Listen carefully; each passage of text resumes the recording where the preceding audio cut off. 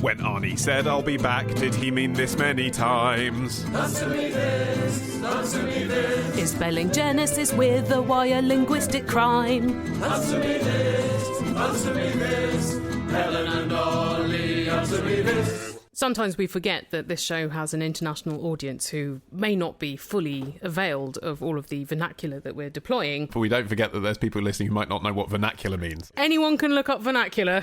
For instance, we've had this email from Benji who says, not being British, I was very lost in Answer Me This episode 317, as I had no idea what a pasty was, other than the bits of material strippers use to cover their nipples. Yeah, that's how it evolved, Benji. In England, strippers traditionally use lumps of pastry for that, and it just caught on. Though it wasn't until 1970 they were allowed a lunch break, so they just had to get it where they could. Benji says, after performing research, I've determined that a pasty is basically a beef and turnip calzone. They're pretty close, although it's made of pastry rather than dough. But yeah, it's a sealed pastry containing hot ingredients, Benji, and all those listening who aren't sure what a pasty is. It's usually meat and veg. Sometimes cheese and onion. Sometimes cheese. It's British fast food, basically, isn't it? It's street food. It was an old working food because it was a single lunch object that you could take to your job and then eat it while you were still down the mine shaft or whatever, and you didn't have to have cutlery or anything. Hello, Helen, Ollie and Martin. This is Chrissy calling from Telford. I'm actually calling on behalf of my husband, who always has loads of random questions and never calls to answer me this. This week, the question that's been troubling him more than usual is, why doesn't Noel Edmonds, beloved entertainer from Noel's House Party and Deal or No Deal, have more Twitter followers? He's only got 4,000, which doesn't seem like a lot. It is an intriguing point because, Noel Edmonds used to be one of the absolute biggest stars on British television. I mean, probably the biggest, along with Cilla Black. Also, you'd think loads of people would just follow him because they watched him 20 years ago. And the point is, he's still on Channel 4 every day. It's not like he's just a faded star. Deal or No Deal's still going. So, I was thinking, why is this the case? Why are people not keen to follow Noel Edmonds? He needs more laughs. See, Paul Daniels has quite a lot of funny tweets. Noel Edmonds just a bit bland, isn't it? Well, it's also just got that edge of quackery that most of his modern-day pronouncements have. So, for example, you look at his biog on Twitter, car mad broadcaster. What? I mean, no point fishing for that job, mate. Chris Evans got it. Well, he could just get rid of car. Indeed. Then writer. And of what? He may have written a book, but that's not what he's known for. He's very prolific post-it note leaver. Health detective. What? Oh, no. Eh? Is that a TV show, just? No, I think that's relating to the book that he's written, which is, some of this new age stuff that he's into, which is fair enough. But again, even if you were looking for someone who was a practitioner of that stuff, I'm not sure the phrase health detective means anything. I think he's invented it. And then positivity guru. Oh, no. We did know about that, but again, I don't think that's what most people are thinking when they think Noel Edmonds. They're thinking Noel's House Party, they're thinking Deal or No Deal, they're thinking, here is one of the few broadcasters from Radio 1 in the 70s that apparently it's okay to still like. Do you think it is partly because the Noel Edmonds fan average age might be rather older than that of the average Twitter user? Yeah, partly that. And I think that partly explains as well why fellow entertainers from the 80s who were at their peak back then have not actually as small numbers as Noel, but I was looking, for example, Sally Jessy Raphael. But what was it she did? She was like Oprah, but white. Right. She had big glasses, didn't she? She like had big glasses. red glasses. She talked sense to people that were going through emotional dilemmas in the pre-Springer era. She was like a Brewster Ricky Lake. Yeah.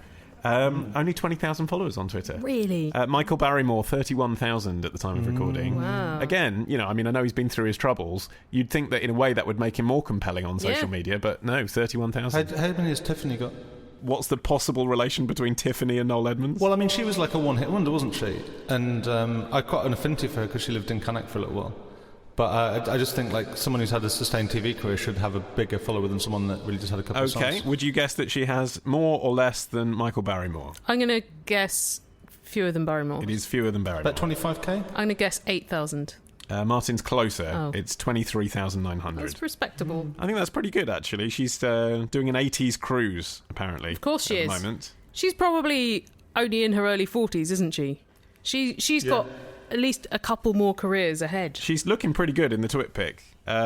I follow her. You don't have to show me. Oh, okay. I see it pop up on my feed regularly. This is a game that Ollie and I sometimes play. We'll name a member of an expired boy band. And then play your cards right, basically. How many Twitter followers they have. It's a good game. It is a good game. Good game. But often quite sobering. Okay, Edward Furlong. Oh. Fewer or more than Tiffany? Fewer. Edward Furlong? Edward Furlong Star from Terminator 2. 2? Yes. He must have 50 or 60,000 followers. Okay, so pick a number. 2,000. 55. Helen's closer. What? 6,000. Oh. What? 6,000. And actually, his Twitter feed is a bit depressing. He's not been well. No, it is a lot of really? like, oh, I've got writer's block today. Oh, would you like to see me talk about this? It's just all a bit desperate and needy and sad. Oh, that's a shame. You see, now he's not doing anything wrong in terms of the biog.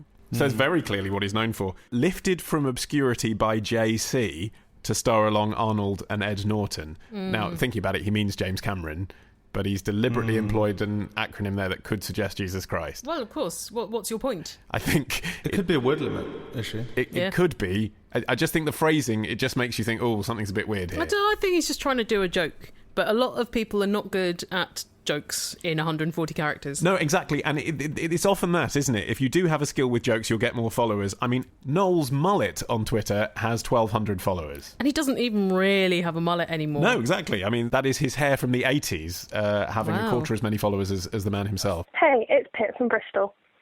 Is Juliet's balcony in Italy actually Juliet's balcony? And did Shakespeare even go? Because I don't actually believe that he was ever there. Oh, Pip, you truther.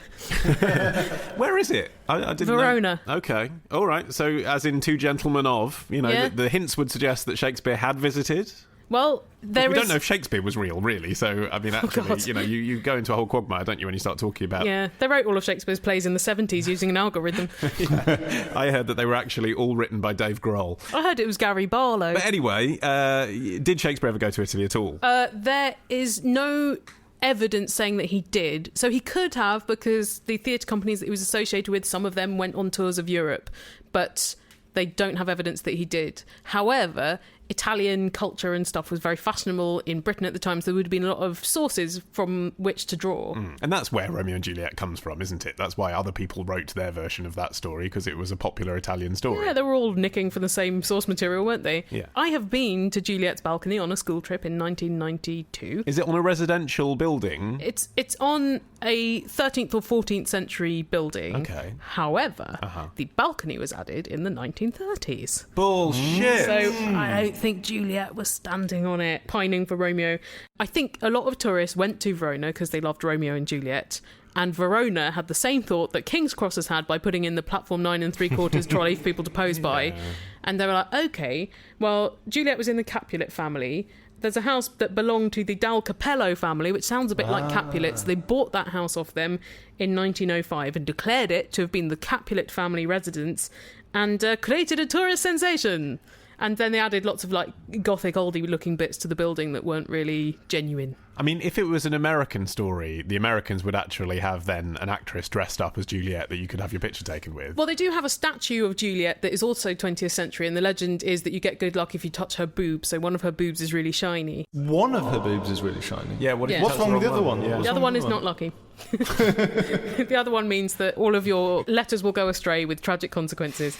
There's also Juliet's tomb, but I think that was because he named a particular chapel where they were supposed to meet, and that chapel does exist, and it's very small, so the number of tomb options is limited, and the one that was big enough for someone to, spoiler, kill themselves on is one. So people go to that too. But it's kind of meaningless. And also, really, when Shakespeare was setting stories in Italy... I mean, there were two reasons he was doing it. One was because it was fashionable and because people liked Italy, and as you say, because the source material was Italian, and so that's why you end up with Two Gentlemen of Verona and Twelfth Night and Merchant of Venice and whatever. But the second reason, I think, is distancing the political realities of the comment he was making from Britain. So, very often he's talking to a British audience about British society, but it's a parallel, it's not a description. So they feel more comfortable. They completely understand that it's a comment on whatever it may be. Oh, was it like Catholicism and Protestantism? Well, exactly. Romeo and Juliet can be any racial divided society. Yeah. The Merchant of Venice could be about anti-Semitism in Britain, couldn't it? But it's not. It's about Italy, so it's that little bit easier to digest, isn't it? And he set plays in Scotland and Denmark as well. Yeah, but why set Hamlet in Denmark, though? It's not a particularly Danish piece. No, well, we now They know... don't wear the jumpers. we now know that it isn't, but that's the thing. To an English audience in 1600, I presume that Denmark was as exotic as setting a movie in space now. So it's just escapism as well, isn't it? I guess also he set 6 plays in Italy, and I wonder whether part of that was because there was this rich theatrical tradition already in Italy that was drawing on all the commedia dell'arte and stuff like that. Yeah. All of the above, I think. But that doesn't mean he ever went to a house and pointed up and said, right, I'm going to set a play here and it's going to be on this balcony, and in the future tourists will pay to be here and touch her boob. And I think that's all right. I think it's fine that a lot of writers have not been to the places they're writing about. The world of pure imagination. Here is a question from Zed, who says, I work in a costume hire shop. Today, a customer came in saying she wanted a Cinderella costume. I took her to the big fluffy gown section and she said, yes, these are good, but it needs to be blue. Ollie, answer me this. Since when was Cinderella's dress blue?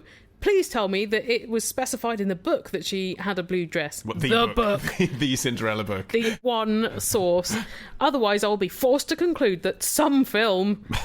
just some film, was made in which she was portrayed with a blue dress, and all of a sudden everyone's imagination shut down. I actually haven't seen Disney's Cinderella. It is a gap in my Disney knowledge. You immediately leap to Disney. When there are so many other this? classic Cinderella films. Even I know it is the film, it is the canonical depiction of Cinderella in the 20th century. It's not just any film, it's not just some film. It is understandable that particularly little girls might want to emulate the Cinderella they've seen on screen. Yeah. Well, even in the Kenneth Branagh live-action film, they made the dress a huge puffy blue dress. Yes. However, if you actually look at the original film, her dress isn't blue. It is a kind of very light pastel shaded bluey white. Kind of like these trousers that I'm wearing, this kind of summer shade. People can't see that, but that's still blue. I know people can't see it. I'm saying it for your reference. So like an ice blue rather than a sky blue. When Disney released the DVD in the 1990s of Cinderella for the first time. Of some film. They looked at the cover art and remastered it, because you remember when DVDs came out, it was all a case of buy all the same old films again because they've been digitally remastered. So they redid the cover art on all of the boxes so that it looked like a new film. Did they make her wear cargo pants and skunk stripes in her hair? Well, to make it look a little bit crisper, basically, they updated the cover art. She was wearing the white gown, the bluey white gown in the original artwork for the film. But then when the DVD came out, because there's this kind of magic pixie detritus all around her to indicate that the fairy godmother has waved a wand. Or she's got dandruff. Or either, in the shape of stars. All down her dress. They decided that if you made the dress blue, then that would show up the stars a little bit more clearly. That does work. So that was the decision. And then the other thing that happened around the turn of the century was this... Turn of the 20th to 21st century. Correct. Right. Was the creation of the Disney Princesses merchandising brand, which, you know, if you have daughters, you will know is quite a big deal. And essentially that was a way of trying to revivify the corpses of Cinderella and Snow White by teaming them up with... Snow White they already revivified when he knocked the apple out of her mouth. By teaming them up in the same branding family as Jasmine and Ariel and the rest. I thought it was just a totally organic decision, not based on marketing. And when you look at the Disney princess family, in other words, if your little girl wants to collect all of the dolls, all of the outfits, all of the duvets or whatever it is, they all have their own colours. So very clearly, Belle from Beauty and the Beast is yellow, Jasmine is turquoise, and so on and so forth. And so, it seems like Cinderella has become blue. She's the blue one in the Disney princess. So it's a very recent turn of events. Well, it's a combination of those things, but yes, it's all in the last 30 years. If you watch the original film, it's the only time she actually wears clearly blue is actually in the opening scene where she's in her nightdress. Oh, right. So it's not just that the blue of the gown has faded from the original print because blue pigment often fades before the other colours. No, not as far as I can see. But in any case, bearing in mind that most people think, even if it's revisionism, that Cinderella in Disney Cinderella wears blue to the ball, I think it is explicable that people going to a costume hire shop, people who can't be bothered to make their own costume or find a costume in a place that isn't called costume hire shop, I think it is explicable that those people would be requesting the blue they think Cinderella wears in the film. What's wrong with that? Well, it's because also if they're going to a costume party as Cinderella in a dress they bought, they want people to know that it's Cinderella and not just a dress that they're pretending is Cinderella's dress. Yeah. Right? But then it'd be easier if they went as Cinderella at the beginning, wouldn't it? Where she was wearing rags and soot and stuff. Yeah, but again, I sort of understand why people might not want to be walking down the street catching the night bus effectively blacked up and wearing rags. Yeah, but I think that would be more like modern day living than a huge puffy crinoline. If you've got a question, then email your question to answer me this podcast at googlemail.com. Answer me this podcast at googlemail.com. Answer me this podcast at googlemail.com. Answer me this podcast at googlemail.com.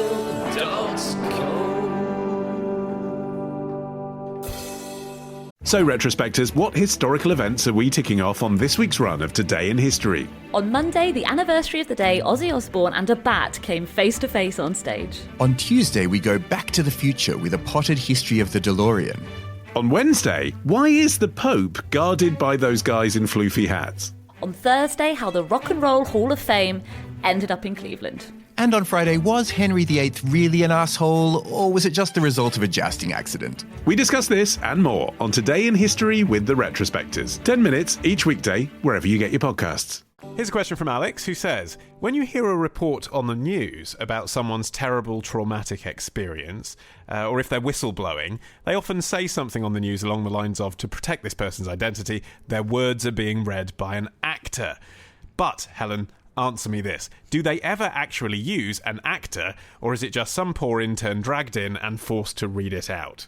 Because if it is an actual actor, they don't ever seem to be putting much effort into this, thus wasting their opportunity on national TV to get their talent noticed. Not necessarily the time or the place, if they're playing a victim of a horrible crime, say. Yes. Plus, surely this is unnecessary added expense for the show. They may sometimes have an actor, but what I have definitely seen happen and heard happen is the producer reading out stuff. So we used to be on a show on BBC 5 Live where often the producer Ravi would be called upon to read in solemn tones a witness statement or something like that. And I'm like, it's Ravi! Yeah. And rather also, than listening. Definitely. And it's really funny when you recognise their voice. I've had this as well with the managing director of Sky News, who gave us both work experience circa 2001. Yes. He has quite a distinctive northern accent. I've heard him voice President Ahmadinejad before, and that's a good laugh. But Wow, is that him? Yeah. Wow. Not in every address, just sometimes. But, you know... Good job, Peter.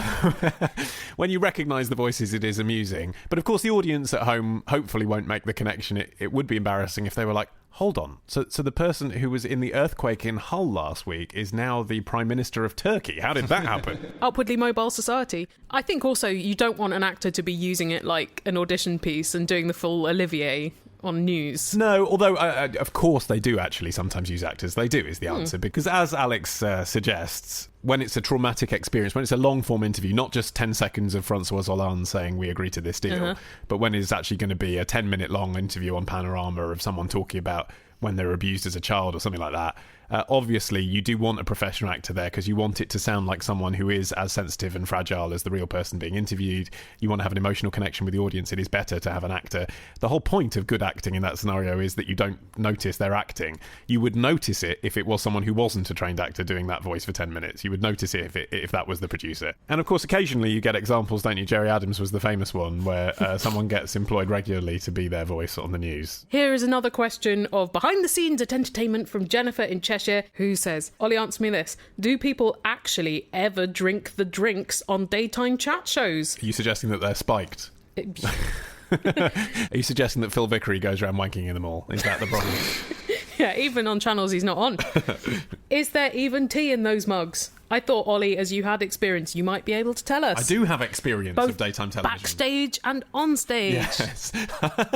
You just completely hyped up my role in the style of a Victorian ringmaster. Start of screen and screen. All I can say is, from recent personal experience, when you do Lorraine, it is 8:30 in the morning when you're sitting there on set. So you don't want the triple vodka. So exactly. Of course those mugs have tea and coffee in them. I mean, why wouldn't they? It's 8:30 in the morning. They want to give you a caffeine hit.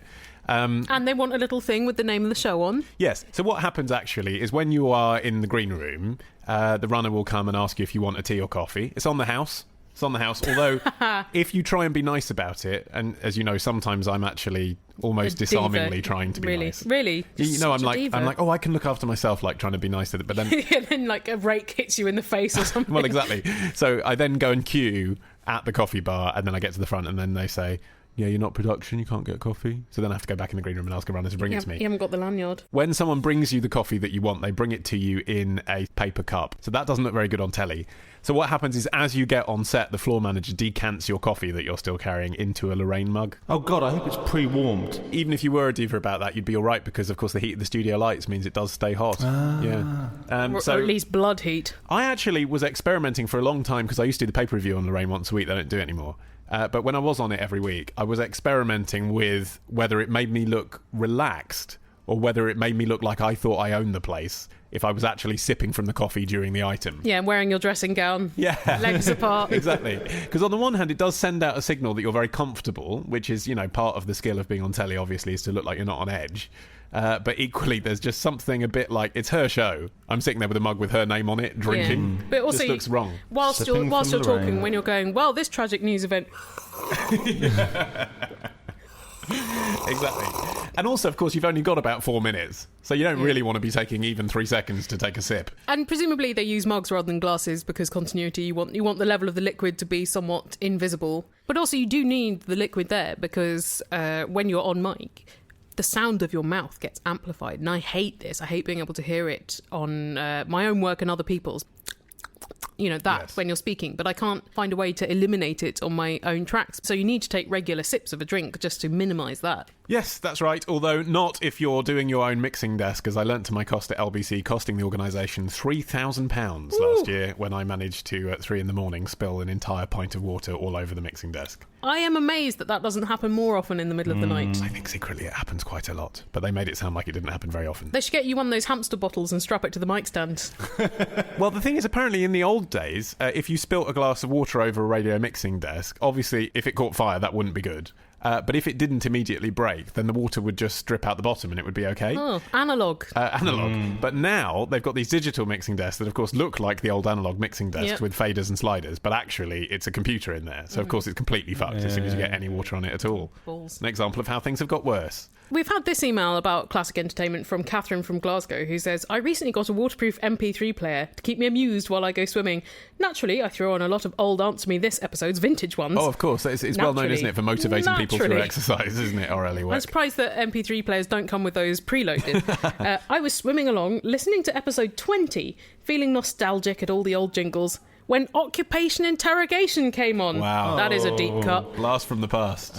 Our long-running series of, I think, 3. It was a sketch, you could call it, a feature, call it. Don't tell them what it is, because people who haven't heard the old episodes yet, that are available at answermethisstore.com, you want them to have the surprise. Like when Martin got into a bath that he had laced with too much menthol. That kind of surprise. You think you know what you're getting. Yeah. Catherine says, Ollie, answer me this. Will it ever make a return? I couldn't stop myself from laughing and choked on a load of pool water. It was that good. Yeah, something we haven't done for nearly 300 episodes is probably time to bring that back, isn't it? Yeah. I think it's unlikely it'll make a return, but hey, TFI Fridays come back. You never know. True. You never know. It might be when the 20th anniversary of Occupation Interrogation comes around, we'll all think that it was worth it just for the theme tune. I wonder whether it's a bit of a surprise for people who do buy those episodes when they hear...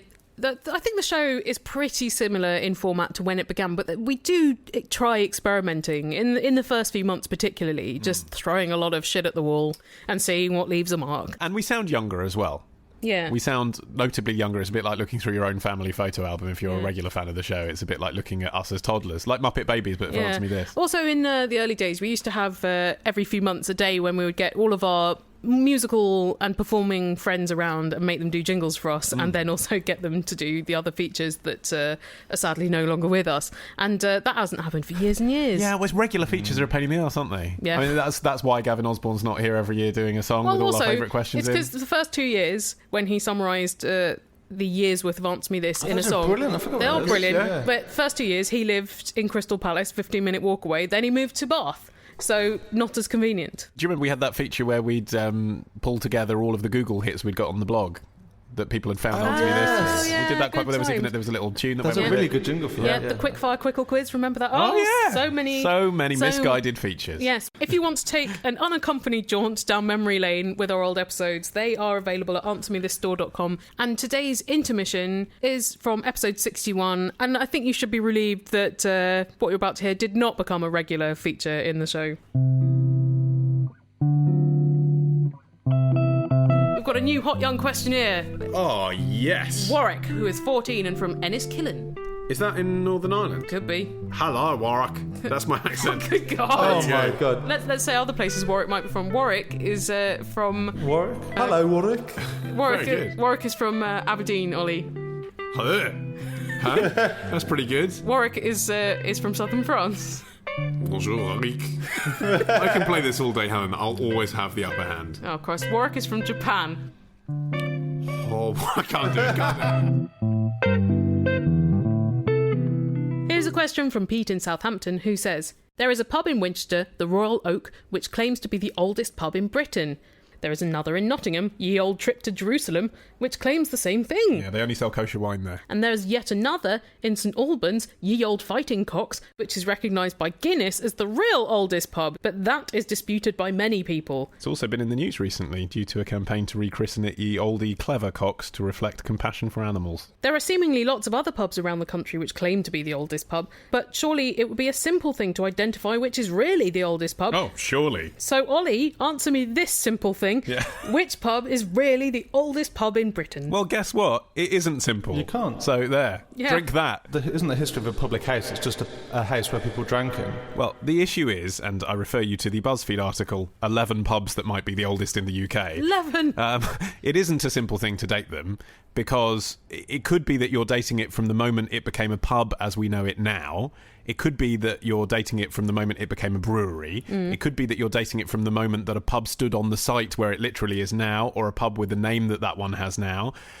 There are so many things that it could be. It might have been a hostelry before. Yeah, or coffee house or something like that. It might have been a private drinking establishment. How do you possibly date it? I'm afraid, actually, that I am going to go with the Guinness one, which is Ye Old Fighting Cocks, because they've done more research than anyone else, and they've applied the criteria that they have. It was founded in 800. Wow! But it's only had that name since 1872, and it's only been on that location since 1539. So it's still not actually that old when you think that, you know, Brits like to drink and have done for centuries. So when you say it was founded in 800, does that mean, what, there was just a barrow there or something? Yeah, it means a pub which later became Ye Old Fighting Cocks was on a similar site in St Albans since 800. But I think the licensing laws came in fairly late, didn't they? And the pub was just, I'm going to let people drink in my living room, but I won't brew the beer myself, I'll get someone else to brew the beer. Yes. So the living room thing is interesting because that's where the Jerusalem one that he mentions in Nottingham comes in. The Old Trip to Jerusalem. That's a very cumbersome name for a pub. It is. It's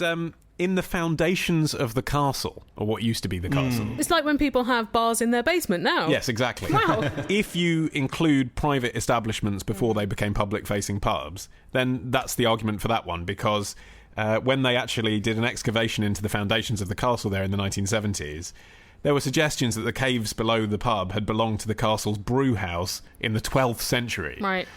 So theoretically, drinking has been happening exactly in that site since the 12th century, but it was private drinking. And probably before, because people like to drink. Yeah. But it was private drinking, it wasn't public drinking. So, you know, does that count or not? Also, weren't a lot of monasteries, didn't they have, like, they love it. distilleries and stuff like that? Yeah, absolutely, yeah. I heard this theory that alcohol co-evolved with human beings because the fermentation process made things easy to digest. So there's an argument that bread co-evolved with human beings, but there's also an argument that alcohol was actually the real thing that followed humankind through its process of civilization. So actually, like, the first pubs are probably like 10,000 years old, but they don't have a license, and they're not a Wetherspoons now. Yeah, and also, I mean, drinking has always been actually associated with the church, hasn't it, to some extent? Because you have celebrations, and then also you... free communion wine. Free communion wine. So actually, you could say every church in Britain is an older pub than the pubs. Yeah. Can I just say as well to anybody who's already sharpening their pencils to write us an email about ye in these things being pronounced the, I know, but I just said ye because you all know what we're talking about. I didn't know. When the printing presses came and they got rid of the old English letter th, they replaced it with y, and so the ye is actually supposed to be pronounced thee, and the oldie with an e, that was just to justify the sentence rather than to be pronounced oldie. Okay, but those people, and I'm glad you addressed them directly because they're your people, those people are pedants, aren't they? Yes. Because as we often debate when it comes to anything linguistic in this way, surely most people seeing that sign in St Albans now would say ye old fighting cock, so that is what it's called. Yeah, ye it's oldie. Not called the oldie, it's called ye oldie. I think my favourite of all the old pubs that are vying for the title, all the oldie pubs, is probably the Skirrid Mountain Inn in Abergavenny. Skirrid? Because their first floor was once used as a courtroom with hangings carried out from an oak beam above the staircase, and they still have a noose.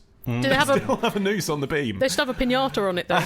If you get to the Prospect of Whitby and Wapping, they've still got a noose outside the pub. Do they? Yeah. What the fuck is wrong with these people? Right. Alcohol is a depressant. Why on earth would you celebrate the history of the establishment that used to hang people? I mean, it just has to go wrong once, doesn't it? One stag party has to go wrong once, and that's on your conscience forever. Hey, look at me. I'm a 15th century dead man. Well... Why are all Yaz fan sites just about one thing? The only way is up is not the only song she sings. What about Abandon Me? One True Woman, all good thing going. Her single from 96. You should make your own Yaz site to fill in the gaps. Since you seem to think all the current Yaz sites are crap, go to squarespace.com, build your Yaz site and put Yaz back on the map. The only way is up. Thank you, Squarespace, for sponsoring this episode of Answer Me This. Very good of you. And thank you also for making it so easy to design websites. I've been using it for the allusionist.org, and it's a real piece of piss. It is. And also, it's very... I'm sure that's their slogan. Yep. Squarespace. It's a piece of piss. Yeah, sure. That's a compliment, Squarespace, in case that didn't translate to American ears. I can't imagine Ira Glass saying it, but I imagine on this show... That's why we're better. Exactly. The VW handles like a piece of piss. No, but it's very easy. You make changes to the website without having to use complicated forms, and they show up instantly on your screen. Yes. Drag and drop, point and click. Well, you just change the text on the front of the website. Oh my God, No messing around with HTML. And also very easy to embed things, which is often a problem with other website things that I have used. And sell digital products as well. So if you want to sell digital audio, for example, maybe you're not so keen on this whole Apple Music idea, then do what we've done. AnswerMeThisStore.com. You see how we sell our digital files. That's all done through Squarespace. They host it for you, and then you can sell stuff through their templates as well. It's a real dream. It is. And remember, you get 10% off if you join Squarespace for a year by using our code Answer. Here's a question from Alison, who says, we've just bought our 4-year-old daughter a nifty Bluetooth speaker. She's constantly repeating Bluetooth enabled and forms it into songs, which is getting a touch annoying. Well, then don't buy a 4-year-old a Bluetooth speaker. Too late. Pandora's box is open. She knows the phrase Bluetooth enabled, and she is sticking with it. She's taking it quite literally, so she checks the mirror to see if her teeth really are blue, like the lady in the speaker says. Lady in the speaker, sinister. So, Ollie, answer me this. Where does Bluetooth come from? Sweden. Oh. Created by Ericsson in 1994. Ericsson. As in the phone company, not Sven Göran. My first mobile phone was an Ericsson. Was it? Yeah. You've got me thinking now. Was mine an Ericsson or a Nokia? I think mine was Nokia. I had the banana phone from the Matrix. That was my first one. Wow. Oh. Yeah, pretty cool. I had a very large Motorola. But mine, you press the sides. No need to boast. My one didn't have the thing where you press the sides and the thing slid down like Keanu's one. My one, you had to manually pull it down. Oh, how you suffered! Yeah. Oh, did it have a little bit of string on the bottom to tug like a bathroom light fitting? Yeah, it was a cool first phone. But anyway, Ericsson developed the technology in 1994, but weirdly, and in a sense, I think in a very Swedish way, they decided not to own this technology. They formed a special interest group. Yeah, I know. Wow. Still be in massive profit if they had. They formed a special interest group with Intel, Nokia, Toshiba and IBM. So no one owned the company, no one owned the technology, and it was as a result of that open sourceness that it took off as the platform that everyone wanted to use. And so the name Bluetooth comes from an allusion to that openness as well, because it comes from the 10th century Danish king Harald Blatand, which translates to Harold Bluetooth in English, wonderfully. And King Blatand was known for uniting warring factions across Scandinavia. So there you go. So it's the equivalent in open source IBM versus Nokia versus Ericsson ways. It's similar to uniting Norway, Sweden and Denmark in warfare. I love how something as boring as Bluetooth has 1,000-year-old Scandinavian origins. And you know why his nickname was Bluetooth? I don't. He was a big fan of eating blueberries and his teeth got stained blue. Down and lonely, life is so confusing. I need some answers, preferably amusing. Now I find a podcast that will suit. I listen to Helen and Ollie on my half-hour commute. Time for a question from Matt in Lincolnshire, who says, I'm very happy to say that I've met the love of my life. Congrats. And we have 3 gorgeous children together. Having run out of bedrooms in our house, we've had to draw the line there. I don't want to have to go to IKEA to buy another bed. So, says Matt, last August, off I popped to my GP to be snipped. I spent an uncomfortable 45 minutes flat on my back, having my balls fiddled with. I'd always thought that once the tube was snipped, that would be that. No sperm were getting through, and away I went to get my end away. Probably made a big weekend out of it. Right, vasectomy on the Saturday morning whilst the kids are with the grandparents. Let's go for it. But no, says Matt, I had to wait 4 months, ensuring regular servicing of my member throughout. Yep. And then provide 2 samples a month apart to make sure the job was done. Yep. I didn't know you had to do that when you have a vasectomy. Well, I suppose you haven't had one, have you? I guess, but they do make it seem, and by they I mean people I know who have had one, and also depictions on Neighbours. Yeah. They do seem to make it seem like it's a straightforward process. How surprising that people you know who've had them done and depictions on Neighbours don't go into medical detail. They just make jokes about how much they hurt. Yeah, but I wasn't expecting this, though. Matt says, I've now been through this rigmarole 3 times. He's had his balls fiddled with 3 times and had to go through a load of wanking in a jar for a month. The love 3 of your times. life has given birth 3 times. Stop complaining. Wait, no, come on. Just because he's not saying it's as bad as that, Helen. I think he's implying No. This isn't a feminist issue. You're allowed to feel sympathetic with a man for having painful balls and 3 times. being humiliated. Oh, I Just have it's to not as bad wank as giving twice in birth. a month. Oh. You win. Women win every argument if the answer is, well, it's not as bad as giving birth. We know that. It isn't. I know. Although my mum said having gallstones was worse, so she won her own argument. And that's something men can suffer from as well. So That is true. Yeah. People tell Try me having gallstones, Matt, once a month. having a dislocated shoulder can be as bad as giving birth, and I've had that 3 times. Yeah, try doing that in your balls. Anyway, says Matt, I've been through this rigmarole 3 times, and yet now I have a further appointment for a more detailed analysis, including the production of a sample on site, i.e. a wank in a storage cupboard. So 10 months down the line, it would seem my balls are working perfectly, and my discomfort was for nothing. Well, it doesn't necessarily seem that way, Matt. It seems like they're checking. True, but I mean, if the ratio continues as it has been, if it seems like his balls are resistant to all vasectomy interferences, then it has been for naught. Well, he doesn't know yet because he's got a further appointment, but he hasn't had it yet. The law of probability, we're preparing him psychologically for this eventuality. If I he's think that's reasonable. one of the 1 in 2,000 whose vasectomies don't work. Is that all it is? Yeah. Okay, good. Well, he says, Helen, answer me this. Where are all these sperms still coming from? Your balls. Your balls. Your balls are still making as many sperms as they were before. It's just now they're not going in the same direction. They get redigested, I think. Sperm that aren't used. A lot of them build up in the epididymis. Oh. The 16-foot-long, tightly coiled tube behind each testicle where sperms learn to swim. So, okay, anecdotally, and by that I do mean personal experience, I know that the longer it's been between sessions, either administered by someone else or by myself, there is a larger discharge. Yeah, but that's seminal fluid, yes, which is not quite the same thing. Sure. If it's been a month, do you ejaculate like a horse? Well, you're supposed to ejaculate quite regularly, like he's saying. He is ensuring regular servicing of his member throughout, he specifies. Yeah. Because it takes up to 4 months, but I think averagely a couple of months or 15 to 25 ejaculations to ensure that your tubes after the site of the snip are free of sperms, so you're not likely to get someone pregnant. So they have to keep checking his sperms, and it's good that he's going for the appointments because apparently a lot of men don't get it checked, and that's why the vasectomies fail. They check that he's cleared all the sperms out from lower than where they snipped his vas deferens off, and also that the scar tissue is formed, thus stopping the sperms from continuing to go out of his penis towards an egg. You just need to check that there isn't any sperm in your seminal fluid. Okay, but when you say you need to check, the medical, I don't need to. You don't need to, Wally. Sure, but Matt can't self-check that. Could you not look at it under a microscope? Probably he could.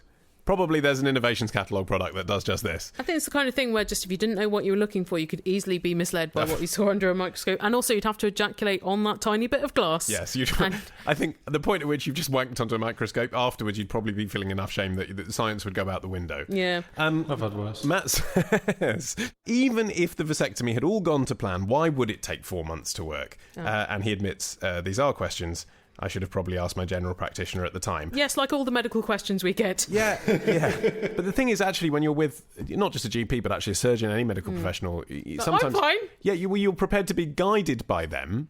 And also, I think, particularly as an Englishman, you're less likely to question it. You feel like you're being rude by asking questions sometimes. Yeah. Even when I've gone to private health practitioners and they create the impression, because you're paying a lot, that they're giving you all the time in the world, you still feel like you're taking up the time of an intelligent person and they'll tell you anything you need to know. Some people are really ill.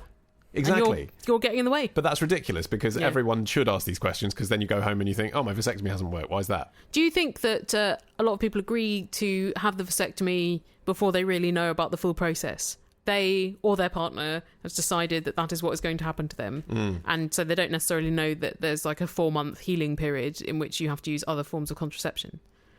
I think that's probably right. Yeah, I suppose distantly in the back of my mind, I've considered that one day I might get a vasectomy. Just something to do. But now I'm not convinced because of this.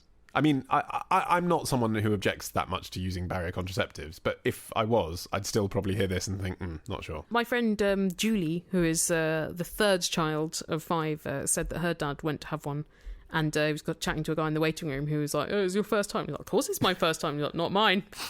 He's had several before. And so Julie's dad didn't have one and had 2 more children. Oh, because he was put off by that statement. Like, what's the point if it's not going to work? What's the point if it's not going to work? Yeah. Well, it's time to snip off this show now, but there will be one in 2 weeks' time. And your questions are our sperm. To send them up our urethra, then you can email, call, or Skype them. All the details are on our website. AnswerMeThisPodcast.com. And also, in the intervening 2 weeks, don't forget to check out our other work. Ollie is on LBC every weekend. Every Friday and Saturday night till 10. And also on the Media Podcast. And the Tech Weekly podcast from The Guardian. And I make The Allusionist, which I think you'll like, listeners, so give it a go. Yeah, it's about words and stuff. If you like Helen talking about words, you'll probably like that. Yeah. And you can listen to the Sound of the Ladies podcast, The Global Lab, and Brain Train, which is a bit out of date, but we'll be having new episodes over the summer if you'd like to. There's a promise. So I think you'll find that is quite a lot to be getting on with for the next fortnight. That's plenty. Yes. Just remains for us to say thank you very much to Squarespace for sponsoring this episode of Answer Me This. Yes, thank you. And thank you for listening. Bye!